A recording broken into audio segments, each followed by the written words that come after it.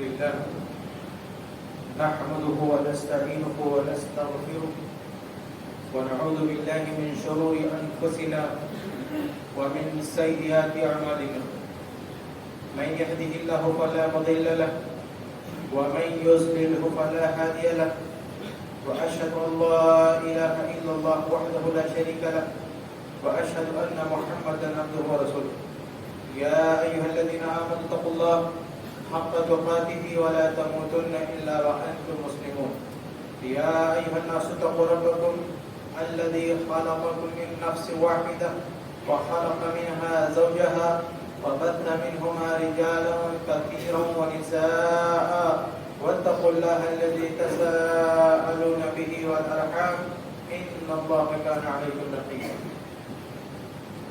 يا أيها الذين آمنوا اتقوا الله وقولوا قولا سديدا يصلح لكم أعمالكم ويغفر لكم ذنوبكم ومن يطع الله ورسوله فقد فاز فوزا عظيما أما بعد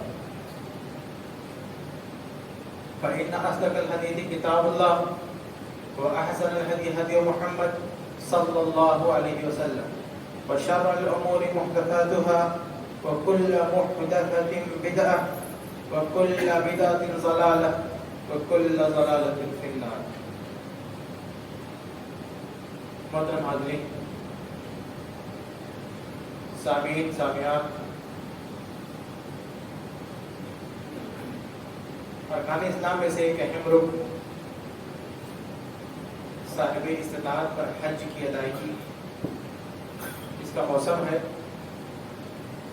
اور اس سے اور اس کے ساتھ ہونے والی قربانی سے ابراہیم علیہ السلام کی سیرت کا ایک گہرا تعلق ہے.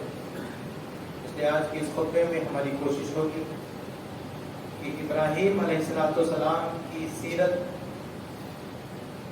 اور ان کی زندگی اور ان کی دعوت سے متعلق چند باتیں آپ کے سامنے رکھی جائیں، جن میں ہمارے لیے عبرت ہے، نصیحت ہے اور اسوہ ہے. ابراہیم علیہ السلام کے بارے میں سب سے پہلے تو دو چیزیں اچھی طرح سمجھ لیں. سب سے پہلی بات یہ کہ ابراہیم علیہ السلام وہ عظیم پیغمبر ہیں جن کا احترام اور جن کی عزت بہت سارے مذاہب کے یہاں ہوتی ہے. یہودی بھی ان کا احترام کرتے ہیں، عیسائی بھی ان کا احترام کرتے ہیں، مسلمان بھی ان کا احترام کرتے ہیں، مکہ کی جو مشرکین تھی وہ بھی ان کا احترام کرتے ہیں.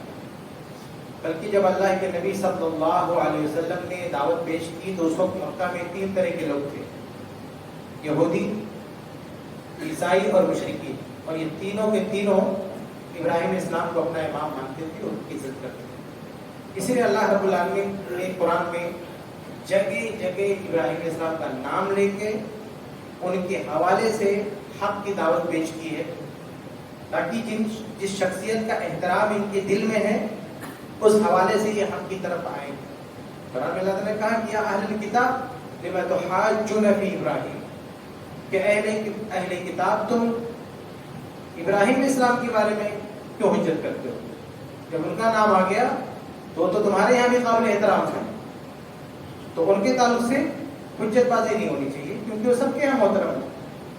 جمعہ میں جو سورہ پڑھی آتی ہے سورہ اعلیٰ، اس کے آخر میں ہے کہ فی صحف ابراہیم و موسیٰ، کہ جو باتیں کہی جا رہی ہیں کوئی نئی نہیں ہے، یہ باتیں ابراہیم علیہ السلام کے صحیفے میں، موسیٰ علیہ السلام کے صحیفے میں بھی آ چکی. تو آپ دیکھیں گے قرآن میں جگہ جگہ جو ابراہیم علیہ السلام کا حوالہ ہے، ان کی سیرت کا ذکر ہے، وہ اس لیے کیونکہ یہ شخصیت محترم ہے بہت سارے لوگوں کے یہاں، بہت سارے مذاہب کے یہاں. تو اس حوالے سے ان کی سیرت اللہ تعالیٰ نے خود بیان کی. قرآن میں اللہ تعالیٰ نے ابراہیم علیہ السلام کی سیرت خود بیان کی ہے تاکہ لوگ اس سے عبرت پکڑیں. یہ پہلی چیز. دوسری بات یہ کہ خود اللہ کے نبی صلی اللہ علیہ وسلم کی امت یعنی ہم سب کے لیے قرآن میں بطور خاص اللہ کے نبی ابراہیم علیہ السلام کی زندگی کو اسوہ قرار دیا. قد کانت لکم اسوۃ، کہ تمہارے لیے اسوہ ہے ابراہیم علیہ السلام کی زندگی. ابراہیم علیہ السلام کی زندگی کو تمام مسلمانوں کے لیے اسوہ قرار دیا گیا. ہمارے نبی محمد صلی اللہ علیہ وسلم کی زندگی کو بھی اسوہ قرار دیا گیا. لیکن ابراہیم علیہ السلام کی زندگی کو بھی اسوہ قرار دیا گیا ہے۔ ابراہیم علیہ السلام کی زندگی کا یہ دوسرا پہلو بہت اہم ہے کہ ہمارے لیے ان کی پوری زندگی اسوہ قرار دیا گیا کہ مسلمانوں اگر تمہیں بھی سیکھنا ہے تو ابراہیم علیہ السلام کی پوری زندگی تمہارے سامنے سیکھو جتنا سیکھنا ہے۔ اب آئیے ابراہیم علیہ السلام کی زندگی کے اہم پہلو دیکھتے ہیں۔ ان کی پوری زندگی میں بچپن سے لے کر وفات تک جو چیز سب سے زیادہ نمایاں ہے وہ توحید کی دعوت ہے، ایک اللہ رب العالمین کی عبادت، اس کی طرف لوگوں کو بلانا۔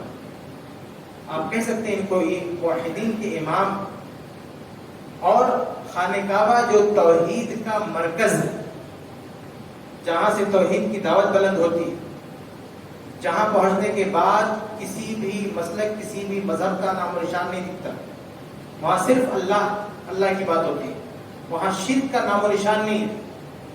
حج کی ادائیگی میں کوئی ایک شعبہ بھی ایسا نہیں ہے جو آپ کو شرک کی طرف لے جائے، اس کی کوئی گنجائش نہیں۔ ابراہیم علیہ السلام کی پوری زندگی اس سے جڑی ہوئی ہے۔ ابراہیم علیہ السلام اور ان کے بیٹے اسماعیل علیہ السلام یہ خانہ کعبہ کی تعمیر کرنے والے ہیں، اس توحید کے مرکز کو بنانے والے ہیں۔ تو ابراہیم علیہ السلام کی زندگی میں توحید اور اس کی دعوت سب سے زیادہ ہم کو نظر آتی ہے۔ آئیے ہم شروع سے ان کی زندگی کی کچھ باتیں دیکھیں۔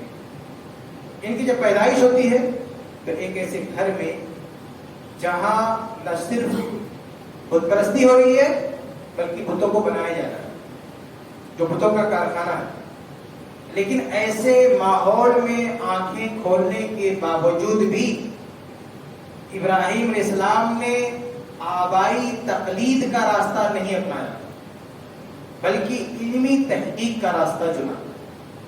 دو راستے ہو سکتے تھے ان کے پاس کہ ہم نے جس گھرانے میں آنکھیں کھولی ہیں، جیسے جیسے ہو رہا ہے ہم بھی اسی کلچر کو فالو کریں اور اپنی لائف جیئیں۔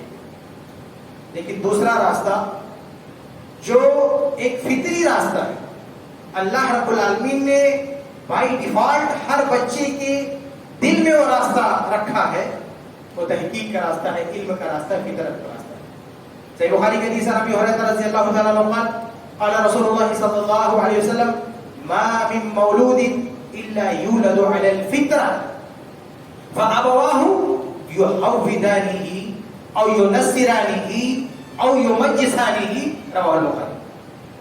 صحیح بخاری کی حدیث ابو ہریرہ رضی اللہ تعالی عنہ حدیث کے راوی کہتے ہیں کہ اللہ کے رسول صلی اللہ علیہ وسلم نے فرمایا کہ ہر بچہ دین فطرت پر پیدا ہوتا ہے۔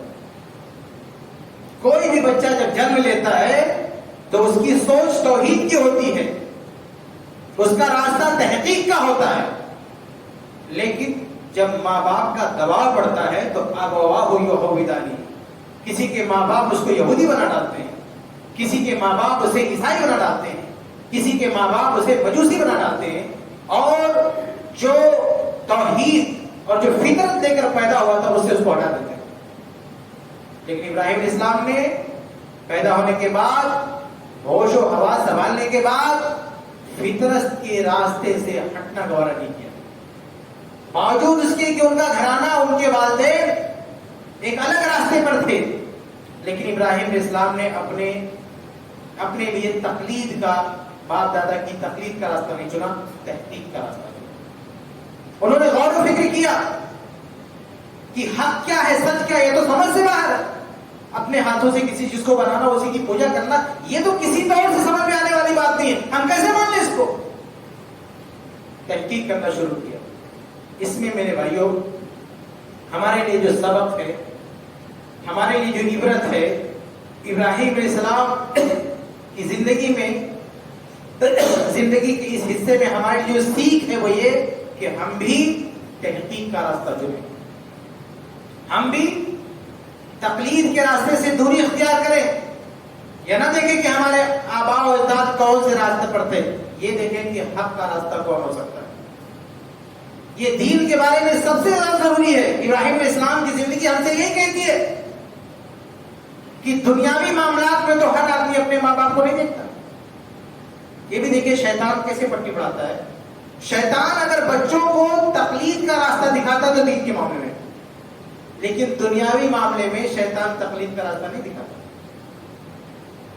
مثال کے طور پر کوئی پیشہ ہے، کوئی کسی کا باپ ہے، جو موچی ہے، لوگوں کے جوتا چپل سلتا ہے، لوگوں کے بوٹ پالش کرتا ہے، اب اس کا بیٹا سمجھدار ہوگا تو سوچے گا نہیں مجھے تھوڑا سا ترقی کرنا چاہیے، مجھے ڈاکٹر بننا چاہیے، انجینئر بننا چاہیے، سائنٹسٹ بننا چاہیے، ہمارے باپ موچی ہے لیکن یہ ٹھیک نہیں، ہمیں اس سے کچھ بہتر کرنا چاہیے۔ اب دیکھیے اس معاملے میں، دنیاوی معاملے میں وہ باپ کی تقلید نہیں کرتا، اس اپنی آنکھیں کھول کے ڈیسیژن لیتا ہے، اور اس کا باپ بھی بھرپور اس کا ساتھ دیتا ہے کہ بیٹا ہم تو غلط کریں لیکن تو کچھ اچھا ہو، ہمارا پیسہ ٹھیک نہیں لیکن تو مجھ سے بہتر بن کے بتا کتنا پیسہ چاہیے میں کما کے لاؤں گا کہیں سے لا کے، لیکن تو یہ ہماری جو پرمپرا اس کو چینج کر۔ یہ دنیاوی معاملات میں کتنا ہوشیار ہو جائے گا۔ اب کوئی کسی کے بولے کہ آپ جوتا چپل سل لو، ہل چلا لو، کچھ بہتر بنو، اچھا کر کے دیکھو، سکسیسفل آدمی بنو، تو یہ نہیں کہے گا کہ ہمارے باپ دادا جوتا سلتے تھے میں جوتا ہی سلوں گا، وہ تو خوشی سے کہ بتاؤ کیا راستہ ہے، کیا کرنا چاہیے، کیا ایڈوائس ہے آپ کا، کیا مشورہ ہے، کس سے سیکھنا چاہیے، کیا کرنا چاہیے، اور فوراً جو ہے تحقیق کی طرف آمادہ ہوتا ہے۔ وہ یہ نہیں دیکھا کہ ہمارے باپ دادا کیا کریں جو دنیا میں معاملہ ہے۔ تو دنیا کے معاملے میں بڑا چالاک ہوتا ہے، وہاں تقلید کا راستہ نہیں چنتا، وہاں تحقیق کی راہ پہ چلتا، خود کو اپ گریڈ کرنا چاہتا، خود کو ترقی کی طرف لے جانا چاہتا ہے، لیکن جب دین کی بات آتی ہے تو شیطان کیسے پٹی مارتا ہے، کہتا نہیں تمہارے باپ دادا غلط نہیں ہو سکتے۔ اگر تمہارے باپ دادا غلط نہیں ہو سکتے تو صرف دین ہی میں غلط نہیں ہو سکتے۔ اگر تمہارے باپ دادا دنیاوی لائن چننے میں غلطی پر ہیں، دنیاوی معاملات میں ان کا راستہ ٹھیک نہیں ہے، ان کا کلچر صحیح نہیں ہے، یہ تو مان لیتے ہو، تو وہی باپ دین کے چناؤ میں، منہج کے چناؤ میں بھی تو غلطی کر سکتا ہے، دین کے سلسلے میں جو راستہ ان نے چنا وہاں بھی غلط ہو سکتا ہے۔ بیٹا جس طرح یہ سوچ رہا ہے کہ ہم دنیاوی ترقی کے حساب سے اپنے باپ سے بہتر بن کر دکھائیں، اسی دنیا کے بارے میں نہیں، اس کو دین کے بارے میں سوچنا چاہیے کہ ہم دین کے بارے میں اپنے باپ سے بہتر بن کے بتائیں، بلکہ ہم سچے دین کی طرف جائیں، اپنے باپ کو بھی اس طرف لائیں۔ جیسے دنیا کے بارے میں آپ سوچتے ہیں کہ ہم عیش و آرام حاصل کریں اور اپنے باپ کو بھی آرام دیں، ایسے دین کے بارے میں سوچو۔ یہ ابراہیم علیہ السلام کی تعلیم۔ چنانچہ ابراہیم علیہ السلام نے اپنے باپ دادا کی تقلید کو نہیں اختیار کیا، بلکہ تحقیق کا راستہ چنا۔ جن جن لوگوں کی پوجا کرتے تھے ایک ایک کو ٹھوک بجا کے دیکھنا شروع کیا، ان کو سمجھانے کا بڑا ہی خوبصورت راستہ چنا۔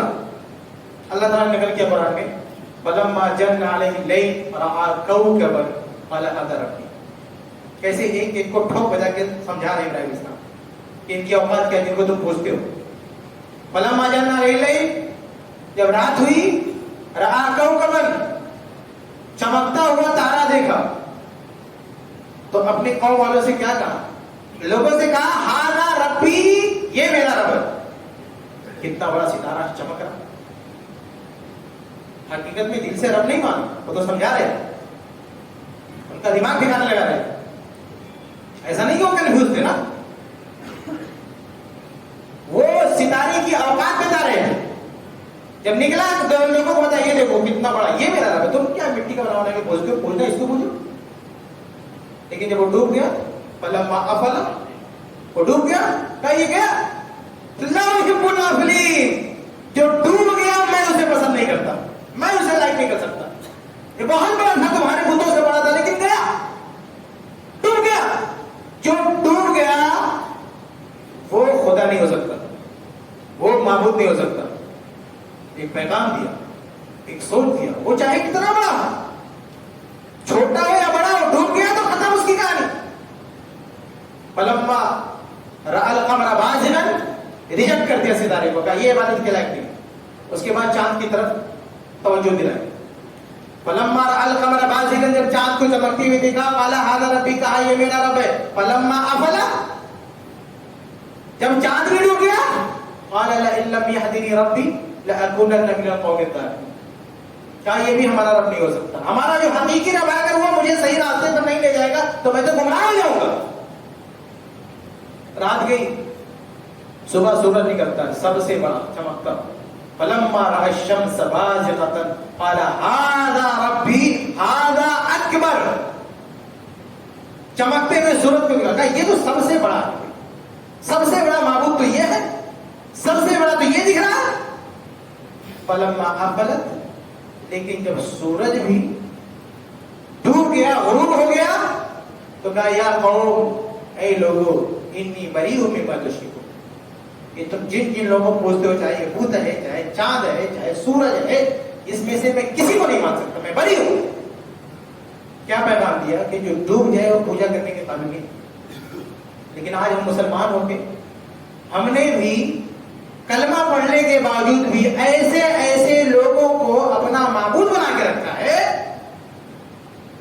معبود بنانے کا مطلب صرف یہ نہیں ہوتا کہ آپ اس کو ٹائٹل دے دیں. آپ کسی سے روزی مانگ رہے ہیں، آپ کسی سے اولاد مانگ رہے ہیں، آپ کسی سے مدد مانگ رہے ہیں، آپ کسی سے دولت مانگ رہے ہیں، تو آپ نے انہیں معبود بنا لیا.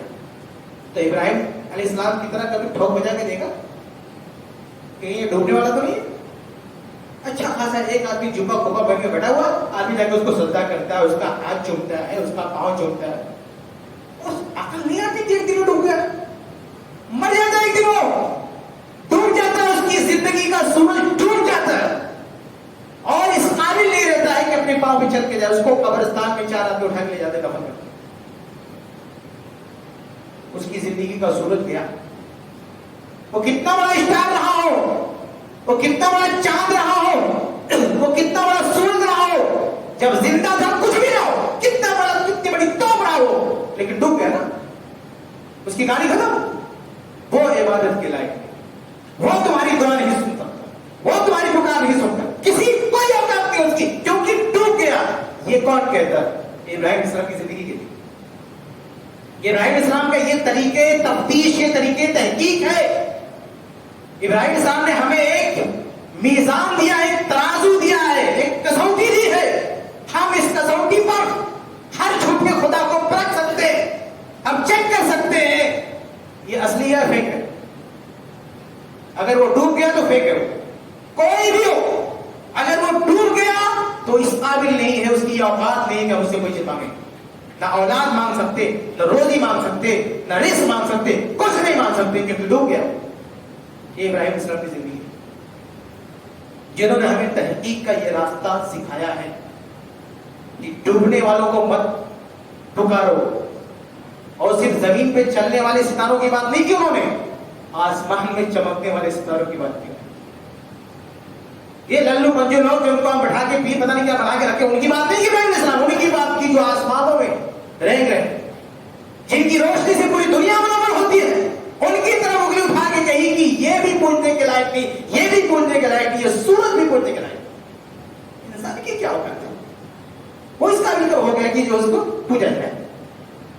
تو بہرحال یہ ابراہیم علیہ السلام نے آنکھیں کھولی اور تحقیق کا راستہ چنا، اور آخر میں انہوں نے جو اعلان کیا کہ انی وجہت وجہی للذی فطر السماوات والارض حنیفا وما انا من المشرکین. کہا میں ان سب میں سے کسی کو نہیں مانتا، میں تو اس کی پوجا کروں گا، اپنا سر اس کے سامنے جھکاؤں گا جس نے ان تمام چیزوں کو پیدا کیا، جس نے سورج کو بنایا، جس نے چاند کو بنایا، جس نے ستاروں کو بنایا، جس نے ساری کائنات کو بنایا. میں اسی کی پوجا کرنے والا. یہ سب کسی کے تابع ہیں، ان کی اپنی کوئی حیثیت نہیں. ان کے اوپر کسی کا راج چل رہا ہے، ان کے اوپر کسی کی سلطنت ہے، کسی کی حکومت ہے.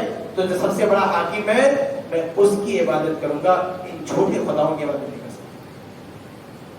ابراہیم اسلام نے اس مسلک کو اختیار کیا، اس دین کو اختیار کیا، کیونکہ یہی دین کہ اللہ کے سامنے جھکنا، یہی دین، یہی مذہب ساری کائنات کا ہے.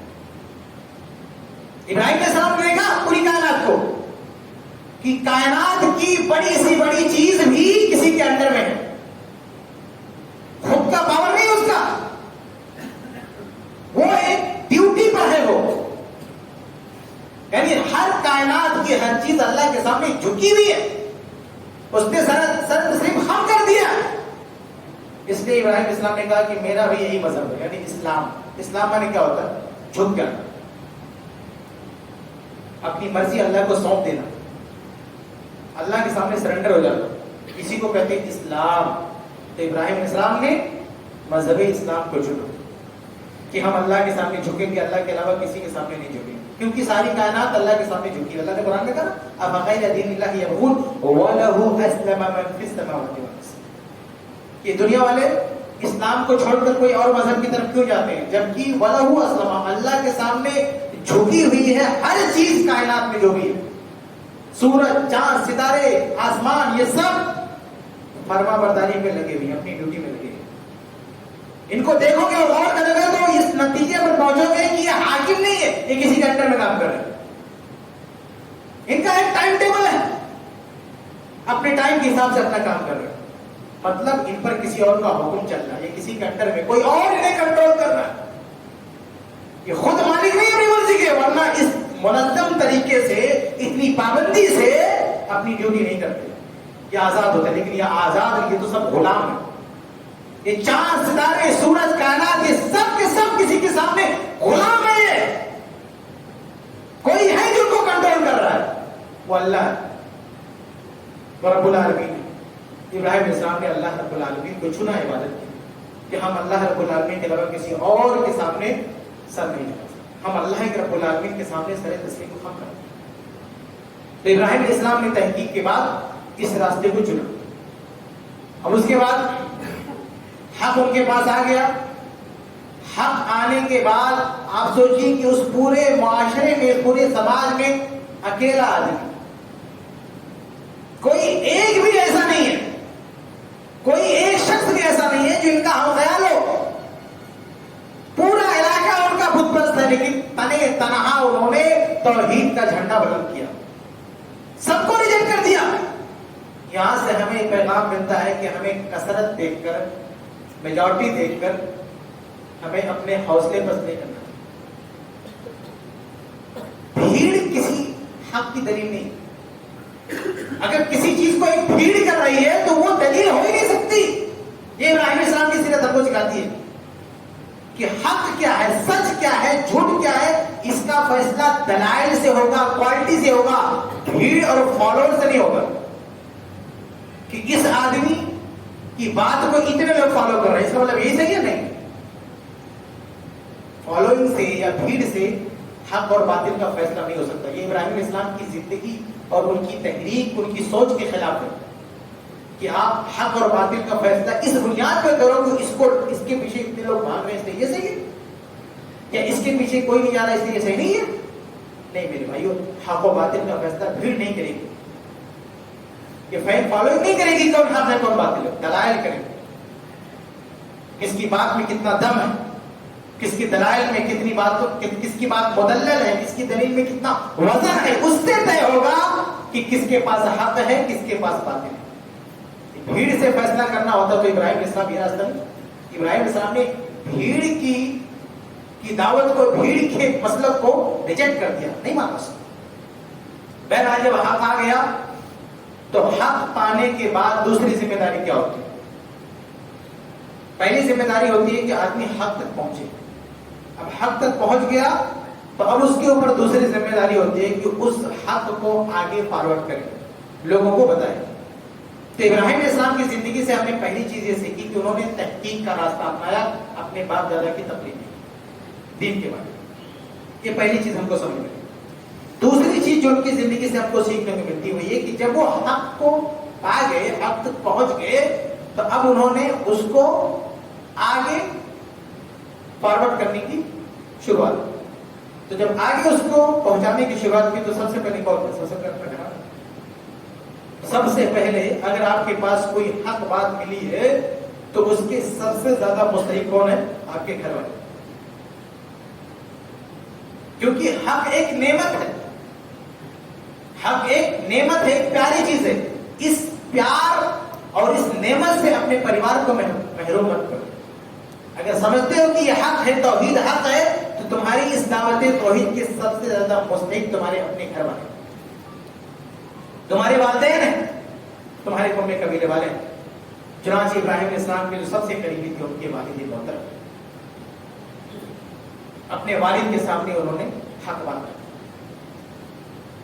اللہ تعالیٰ نے قرآن میں نقل کی, قال ابراہیم لأبيه یا ابت لم تعبد ما لا يسمع کہ اے والد محترم کہ آپ ایسی چیز کی عبادت کیوں کرتے ہیں مالا جو سنتا نہیں، ولا یبصر نہ دیکھتا ہے، ولا یغنی عنک شیئا اور نہ آپ کے کسی کام آ سکتا ہے.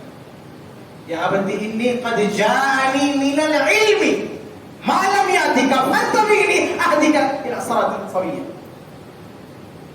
اہدک صراط سویا کہا کہ اے والد محترم انی قد جاءنی من العلم، میرے پاس علم ہے. یہ نہیں کہا میرے پاس بھیڑ ہے، فین فالوئنگ ہے، اتنی بڑی چیز ہے. کہا میرے پاس علم ہے، میرے پاس دلیل، میرے پاس ثبوت.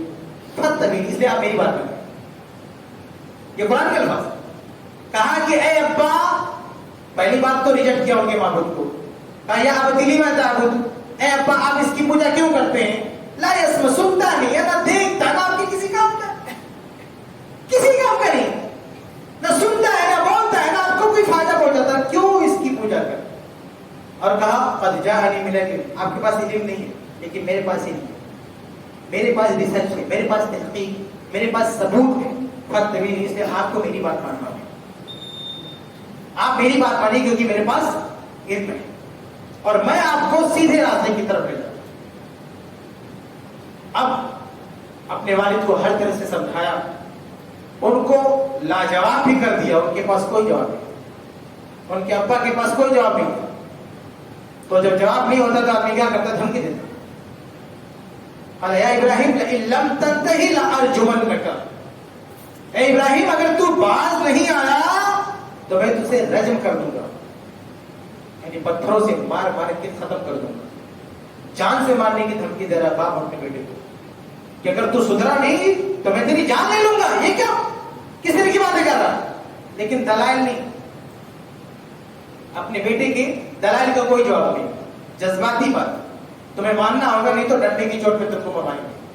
بہرحال ابراہیم علیہ السلام نے تمام تر کوششوں کے باوجود جب دیکھے کہ والد صاحب سدھرنے کے لیے تیار نہیں تو انہوں نے اپنی دعوت کو آگے بڑھایا. ایسا نہیں کہ زندگی ہی ختم کر دیں. آگے ان کی قوم بہت سارے لوگ تھے، ان سب کو سمجھانا شروع کیا. اب اس میں ہمارے لیے سبق یہ ہے کہ ہمارے پاس حق آیا ہے، پہلے اپنے گھر والوں کو سمجھائیں، اگر وہ نہیں مانتے تو پھر ہم آگے بڑھیں، دوسرے لوگوں تک وہ حق کو لے کے جائیں. تو ابراہیم علیہ السلام نے سب سے پہلے اپنے گھر والوں کو سمجھایا، گھر والے نہیں مانے پھر اپنی قوم کے پاس ان کو بھی سمجھانے کا ہر طرح سے سمجھایا. وہی بات ہے، یہ تمہاری کسی کام کے نہیں. ایک دن کیا ہوا، ان کے قوم والے کہیں جا رہے تھے، کوئی ان کا پروگرام تھا، سب اس میں شرکت کے لیے جا رہے تھے. ابراہیم علیہ السلام سے کہا گیا تم بھی چلو. قال انی سقیم، یعنی آج میری طبیعت کچھ ناساز ہے، میں نہیں جاؤں گا. انہوں نے پلان کر لیا کہ ان کو ایک دوسرے طریقے سے سمجھا دیں. چنانچہ سب چلے گئے، ابراہیم علیہ السلام نہیں گئے. اب جب دیکھا ابراہیم علیہ السلام میں اکیلا ہوں یا تو کوئی نہیں، تو ان کا جو بت خانہ تھا پہنچ گئے، جہاں ایک ایک سے بت لگے ہوئے تھے، کوئی روزی دینے والا، کوئی باجی بسانے والا، کوئی اولاد دینے والا. گھس گئے اندر اور وہاں جا کے کیا دیکھ رہے ہیں کہ ایک سے ایک چڑھاوا چڑھایا، مٹھائی کیا پتہ نہیں کیا کیا رکھا ہوا ہے. ہاں ما لکم لا تاکلون، یہاں کھاتے کیوں نہیں؟ اتنا سب رکھا ہوا ہے، کھاتے کیوں نہیں؟ کوئی جواب نہیں. ہاں ما لکم لا تنطقون، بولتے بھی نہیں، نہ کھا رہے ہو نہ بول رہے ہو. اس کے بعد جو ہے اس کے بعد کوہاری اٹھائی ڈنڈا اور ایک طرف سے سب کو توڑنا شروع کیا. سب کو توڑتا ہے برابر توڑ کے سب کو تہس نہس کر کے واپس سے گھر میں آ کے لیٹ گئے. اب سارے قوم والے جو واپس آئے دیکھا یہ حال، توڑ پھوڑ مچا دیا. سب نے کہا کہ یہ بس کرو، ابراہیم کا کیا ہوا کہ وہی بندہ کر سکتا ہے، یہ کسی اور کا کام نہیں. سب گئے اس کے، ابراہیم سب کے بس گئے. کہا انت یا ابراہیم انت فعلت بآلہتنا، یا ابراہیم تم نے ہمارے معبودوں کے ساتھ یہ حرکت کی ہے. ابراہیم علیہ السلام نے کیا کہا؟ بل فعلہ کبیرہم فاسألوہ، کہا ہم نے نہیں کیا، جو سب سے بڑا اس نے کیا، جا کے پوچھو ان سے. ہاں ہمارے پاس کیوں ہجرت کرنے آیا؟ پوچھو نا، پوچھو کہ کس نے کیا ہے. بعض لوگوں نے لکھا ہے کہ سب کو توڑ دیا تھا، ایک کو چھوڑ دیا تھا، یعنی سارے بتوں کو توڑ کے ایک کو چھوڑ دیا تھا. تو یہ جو کہا کہ بڑے نے جو ہے کیا ہے تو ان کا ارادہ تو کچھ اور تھا، لیکن ان کے ذہن میں کیا ہے کہ جو بڑا بت ہے یہ بتائے گا. کہا جا پوچھو. ایک تو ہے نا کھڑا ہوا ہے, وہ بتائے گا نا پورا CCTV کیمرہ لگا ہوا ہے, بتائے گا کون توڑا. اب یہ لوگ بہرحال قرآن نے کہا کہ اس کے بعد ان لوگوں نے, ان کے دلوں میں بات آ گئی کہ واقعی ہمارے پاس اس کا کوئی جواب نہیں. ان کو سمجھ میں آ گیا اور کہا کہ ابراہیم یہ تو بول نہیں سکتے. کہا جب بول نہیں سکتے تو تمہارے کس کام کے؟ جب بول نہیں سکتے, بتا نہیں سکتے تو کیوں ان کی پوجا کرتے ہو؟ بہرحال اتنا اس ہر طرح سے سمجھانے کے باوجود بھی ان کے پاس کوئی جواب نہیں. کیا جواب تھا؟ قرآن نے نقل کیا, بل وجدنا آباءنا کذالک یفعلون. یہی جواب تھا. کہا ابراہیم ہمارے باپ دادا ایسے ہی کرتے آئے, ہم ایسے ہی کریں گے. اس کے بعد ابراہیم علیہ السلام نے کہا کہ جیسے تم کرتے ہو ایسے تمہارے باپ دادا بھی غلط ہو. یہ جواب نہیں کہ باپ دادا کرتے ہیں. جو چیز غلط ہے, جو اگر یہ سچ ہے تو اس کے سچائی کا ثبوت دو. یہ ثبوت نہیں کہ باپ دادا کرتے ہیں. پھر لوگوں نے کہا حرقوہ, اس آدمی کو جلا دو, مار ڈالو اس کو. اگر یہ زندہ رہا تو پتہ نہیں کیا کیا کرے گا, اب اس کو ختم کر دو. چنانچہ ابراہیم علیہ السلام نے یہ دوسری کوشش کی اپنی قوم کو سدھارنے کی, اور اس کے نتیجے میں ان کی قوم نے ان کو باقاعدہ جان سے مارنے کی کوشش کی. اور باقاعدہ ان لوگوں نے آگ جلائی, اور آگ جلانے کے بعد ابراہیم علیہ السلام کو اس میں ڈال بھی دیا, پھینک بھی دیا. اتنی ظالم قوم سوچیے. یعنی ابراہیم علیہ السلام کی کسی بات کا ان کے پاس جواب نہیں ہے. یہ چپ بھی نہیں رہ سکتے.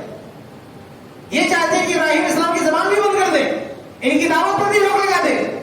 ہر دور میں اہل کفر کی یہ کوشش رہی ہے کہ اہل حق کی سے بولنے کی آزادی چھین لو, توحید کی دعوت نہ دینے پائیں. یہ یاد رکھنا, جب جب کفر کے پاس طاقت ہوگی وہ ہمیشہ تمہاری آواز بند کرنے کی کوشش کرے.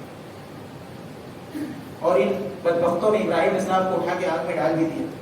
یہ تو سوچ رہے تھے کہ قصہ ختم, لیکن اللہ رب العالمین نے حکم دیا, یا نار کونی بردا و سلاما علی ابراہیم, کہ اے آگ ابراہیم علیہ السلام کے لیے ٹھنڈی ہو جائے اور سلامتی والی ہو جائے. پھر اللہ رب العالمین ان کو بچایا. یعنی اس کو معجزہ کہتے ہیں, معجزہ. یعنی بچنے کا دنیاوی کوئی راستہ نہیں تھا. اللہ رب العالمین نے الگ طریقے سے آگ کی تاثیر کو بے اثر کر دیا اور ابراہیم علیہ السلام کو بچایا. بہرحال ابھی وہاں سے بھی نکلے, اپنی قوم سے بھی نکلے, نہ والد کو ہدایت ملی, نہ اپنی قوم کو ہدایت ملی, آگے بڑھے. اب آگے جہاں جہاں جا سکتے تھے, جہاں تک ان کو ایکسس تھا, جہاں تک ان کی پہنچ تھی, ہر جگہ یہ اس توحید کی دعوت کو پہنچا رہے. راستے میں ایک بادشاہ سے ملاقات ہوئی, قرآن نے اس کو بھی نکل کیا, اس کو سمجھانے بیٹھ گئے. وہ کیا دلیل دے رہے ہیں ابراہیم علیہ السلام؟ کہتے ہیں ربی الذی یحیی و یمیت, میرا رب تو وہ ہے جو زندگی دیتا ہے اور موت دیتا ہے. زندگی دیتا ہے اور موت دیتا ہے. تو اس شخص نے کیا کہا, انا احیی و امیت, میں بھی زندگی دیتا ہوں, میں بھی موت دیتا ہوں.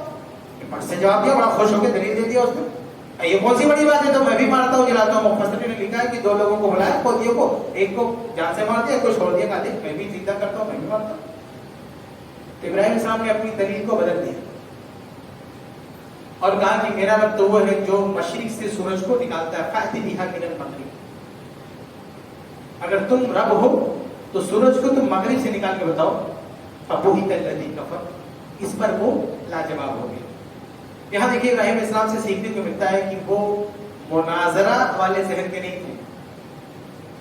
انہوں نے جو پہلی دلیل دی تھی نا, وہ دوسری سے زیادہ مضبوط تھی کہ زندگی اور موت دیتا ہے. اللہ کی وہ صفت بیان کی تھی, زندگی موت دینا, یہ بہت بڑی کوالٹی ہے.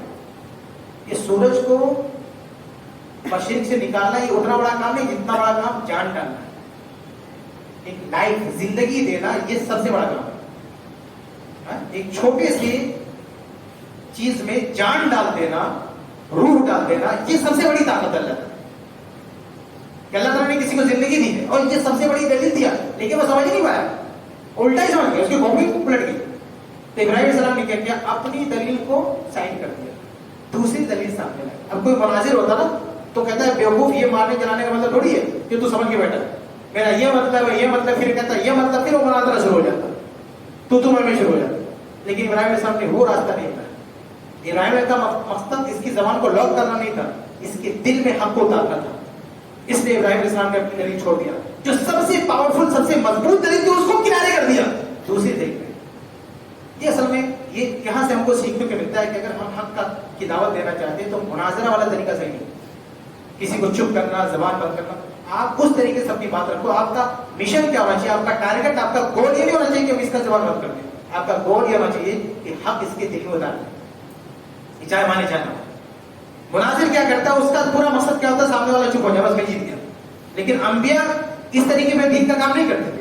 ان کا طریقہ یہ ہوتا تھا کہ حق اس کے دل میں اتار دیں, مانے یا نہ مانے. یہ آپ کی جیت ہے کہ آپ کسی کے دل میں حق اتار دیں. تو ابراہیم علیہ السلام نے اپنی بات صحیح ہونے کے باوجود بھی دوسری اس کو پیچھے کر دیا, دوسری بات لائے جو اس سے ہلکے درجے کے تھے, لیکن وہ اس کا ہاضمہ اس کو برداشت کر سکتا تھا. ایک ڈاکٹر ہوتا نا, ایک مریض کو ٹیسٹ کرتا ہے اور پرفیکٹ دوا دیتا ہے اس کو, لیکن دوسرے دن مریض آ کے کیا کہتا, فائدہ نہیں ہو رہا, دوا اس کو شوٹ نہیں کر رہی.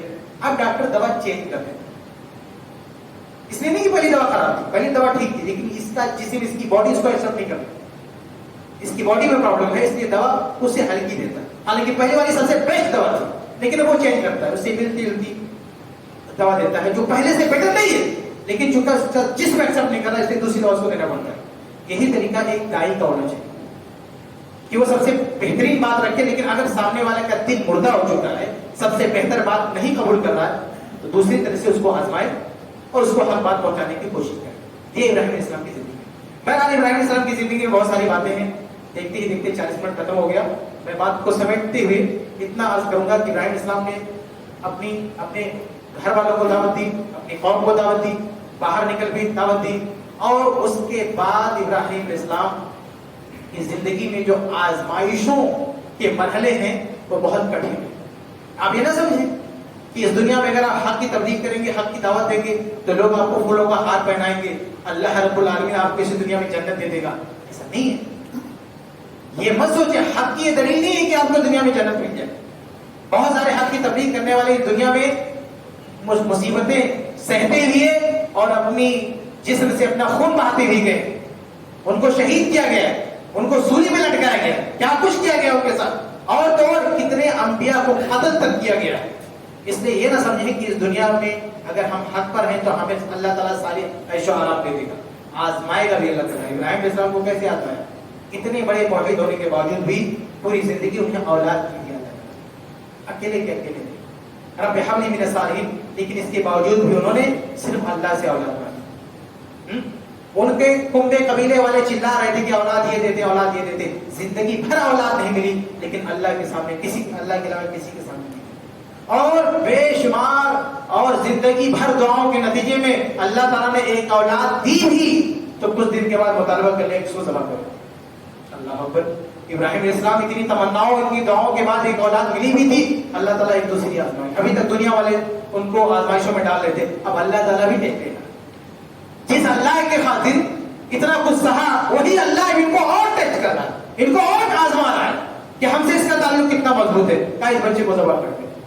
ابراہیم علیہ السلام نے کس آپ کو معلوم ہے, اس کے لیے بھی تیار ہو. پھر بعد میں اللہ تعالیٰ نے دوسرا دمبا بھیج کے کہا نہیں, یہ تو ہم آپ کو آزما رہے ہیں. پھر اللہ تعالیٰ نے ایک اور آزمائی, کہا اپنے بال بچوں کو, اپنی بیوی کو لے جاؤ اور یہاں بیابان میں صحرا میں چھوڑ کے چلے آؤ. صحیح بخاری میں پوری روایت موجود ہے. ابراہیم علیہ السلام اپنی بیوی کو, اپنے بچے کو لے گئے اور وہاں تھوڑا سا کھجور پانی دیا, اور اس کے بعد جانے لگے. ان کی بیوی بولتی ہے ہم کہاں جا رہے ہیں, جواب ہی نہیں دے رہے, کیا ان کے پاس جواب. تو انہوں نے کہا کہ اللہ عمر کا بھی حاضر, صحیح بخاری کرتا ہوں, کیا اللہ تعالیٰ نے آپ کو حکم دیا, قال نعم. ابراہیم علیہ السلام نے کہا اللہ کا حکم ہے. کہا پھر ٹھیک ہے تو آپ جائیے, ادھر لا یزیونا, پھر اللہ تعالیٰ ہمیں ضائع نہیں کرے گا. آپ سوچیں کہ ان کی بیوی, اپنے بچے کی پرورش بھی انہوں نے کیسی کی تھی کہ اللہ کے حکم کے آگے ان کی بیوی بھی سر جھکانے والی تھی, ان کا بچہ بھی سر جھکانے والا تھا. ابراہیم علیہ السلام نے اپنی اولاد کی تربیت, اس میں ہمارے لیے سبق ہے کہ ہم اپنے اولاد کی تربیت کیسے کریں. ایک بیٹا جو اتنی آرزوؤں کے بعد ملا, ہمیں اگر بڑی محنتوں کے بعد ایک بیٹا ملتا ہے, ہم لاڈ میں, دلار میں, پیار میں اتنا بگاڑ دیتے ہیں کہ کسی کی نہیں سنتا, سرکش ہو جاتا ہے, گنڈا ہو جاتا ہے وہ, اس کے لاڈ پیار میں اتنا اس کو خراب کر دیتے. لیکن ابراہیم علیہ السلام کو پوری زندگی دعا کرنے کے بعد ایک بیٹا ملا. ابراہیم کہتے ہیں اللہ کا حکم ہے بیٹا تجھے ذبح کروں, تیرا کیا خیال ہے. کہا ففعل ما تؤمر, اے ابا آپ کر ڈالیے جو اللہ نے حکم دیا. اتنی تمناؤں کے بعد ایک بیٹے ملتا ہے, پرورش ایسی ہوئی ہے کہ اللہ کے سامنے بیٹا سر جھکانے والا ہے, اور بیوی بھی اللہ کے سامنے سر جھکانے والی. تو اللہ ابراہیم علیہ السلام اپنے بیوی بچوں کو چھوڑ کے چلے گئے, لیکن اس کے باوجود بھی ان کی بیوی بچوں نے مفتق نہیں کیا. چھوٹا سا بچہ جو ابھی مطلب دودھ پیتا ہوا بچہ ہے, لیکن وہ ایسی جگہ چھوڑ کے گئے جہاں کوئی آنسو پرسانے حال نہیں. اور پھر وہ آگے کا پورا واقعہ آپ جانتے ہیں کہ ان کی والدہ نے کیسے دوڑ دھوپ کیا. اور پھر جبرائیل السلام آتے ہیں اور بہرحال وہاں پہ جہاں بچہ لیٹا ہوا تھا وہاں جبرائیل السلام پاؤں رگڑتے ہیں اور وہاں سے پانی نکلتا ہے. بچے کے پاؤں سے پانی نہیں نکلتا, جبرائیل السلام کے پاؤں سے پانی نکلتا. یہ مشہور کر رکھا کہ بچہ پاؤں رگڑ رہا تھا وہاں سے پانی نکلا. تو صحیح بخاری کی روایت ہے جبرائیل السلام وہاں پہ آگے رگڑتے ہیں تو وہاں پانی نکلتا ہے اور اس کو ہم زمزم کہتے ہیں.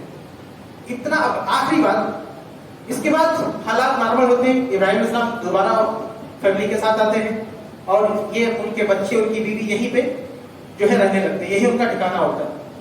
بڑے ہونے کے باوجود بھی ابراہیم السلام ایک بار اپنے بچے کو دیکھنے کے لیے آتے ہیں اور ان کی شادی ہو چکی ہوتی ہے. وہ کہیں پہ بیٹا نہیں ملتا اور بیوی سے پوچھتے ہیں کیا حال چال ہے. اپنا تعارف نہیں کرواتے. بیوی کہتی ہے بہت برا حال, بہت تنگی میں. تو ابراہیم السلام کہتے ہیں کہ تمہارے شوہر آئیں گے تو کہتے نا کہ اپنے گھر کی چوکھٹ بدل دیں. بیٹا اسماعیل آتا ہے اور بیوی بتاتی ہے کہ کوئی بزرگ آئے تھے, حال چال پوچھ رہے تھے اور انہوں نے کہا کہ اپنے گھر کی چوکھٹ بدل دیں. ابراہیم السلام سمجھ جاتے ہیں کہ یہ تو میرے والد تھے, یہ تو میرے ابا ابراہیم تھے اور انہوں نے کہا کہ تمہیں طلاق دے دو. تم نے کچھ غلط ان کے سامنے کہا. الحقی باہلک, اب بھی نکلو گھر سے, جاؤ اپنے گھر جہاں تمہارے لیے کوئی جگہ. یہ بیٹا دیکھیے بڑا ہونے کے بعد بھی ابھی باپ ہے بھی نہیں, بیوی کے ذریعے پیغام پہنچایا ہے, لیکن اپنے باپ کی فرمانبرداری میں صرف اشارہ کیا. باپ نے صراحتاً کہا بھی نہیں کہ طلاق دے دو, ورڈنگ بھی طلاق کی نہیں ہے, اشارہ کیا. لیکن باپ بیٹا باپ کے اشارے کو سمجھ گیا اور فوراً بیوی کو طلاق دے دیا. نکل جا کوئی جگہ نہیں. تو یہ پرورش یعنی ہمیں ان کی زندگی میں یہ بھی سیکھنے کو ملتا ہے کہ کس طرح سے اپنے بچوں کی بال بچوں کی پرورش کرتے تھے ابراہیم السلام. بہرحال یہ چند باتیں تھیں ابراہیم السلام کی زندگی کے حوالے سے. اللہ تعالیٰ سے دعا ہے کہ اللہ تعالیٰ ہم سب کو ابراہیم السلام کی سیرت پڑھنے اور اس سے نصیحت پکڑنے کی, عبرت پکڑنے کی, اس کے مطابق زندگی گزارنے کی توفیق دے. آمین.